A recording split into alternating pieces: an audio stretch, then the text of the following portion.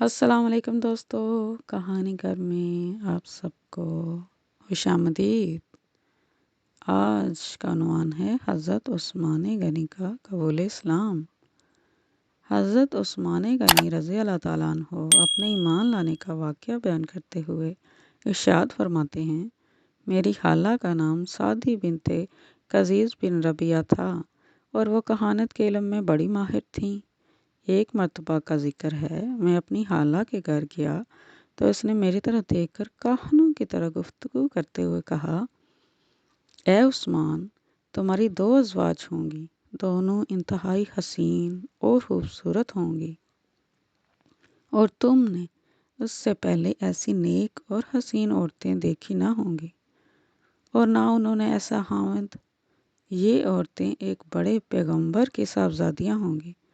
हज़रत उस्मान रज़ी अल्लाह ताला अन्हो फरमाते हैं, ये बात सुनकर मुझे बड़ी हैरत हुई और इस बात को मैंने नामुमकिन समझा। इसके बाद जब नबी पाक सल्लल्लाहु अलैहि वसल्लम ने नबूवत का ऐलान फरमाया तो मेरी खाला ने फिर मुझसे कहा, मोहम्मद बिन अब्दुल्ला मबूस हो गए हैं और लोगों को दीन हक़ की दावत देते हैं। ज़्यादा अरसा नहीं गुजरेगा कि तमाम दुनिया में इनके दीन की रोशनी फैल जाएगी और जो कोई दीन इस्लाम से रूगर्दानी करेगा वो खसारे में रहेगा। जब मैंने अपनी खाला की ये बात सुनी तो नबी पाक सल्लल्लाहु अलैहि वसल्लम की मोहब्बत मेरे दिल में मौजसन हो गई। जनाब अबू बकर सदीक रज़ी अल्लाह ताला अन्हु मेरे दोस्त थे। मैं इनके पास गया और अपनी खाला की बातें इनके सामने बयान की। हज़रत अबू बकर सदीक रज़ी अल्लाह ताला अन्हु ने मुझसे कहा, ए उस्मान, आप समझदार और मामला फ़हम इंसान हैं, हर काम के अंजाम में गौर व फिक्र की सलाहियत रखते हैं। आप यकीनन इस बात से आगाह होंगे कि चंद पत्थर जो बोल ना सकते हों और ना सुन सकते हों, ना किसी को फ़ायदा और नुकसान पहुंचा सकते हों, वह मबूद कैसे हो सकते हैं। मैंने कहा, आप ठीक फरमाते हैं।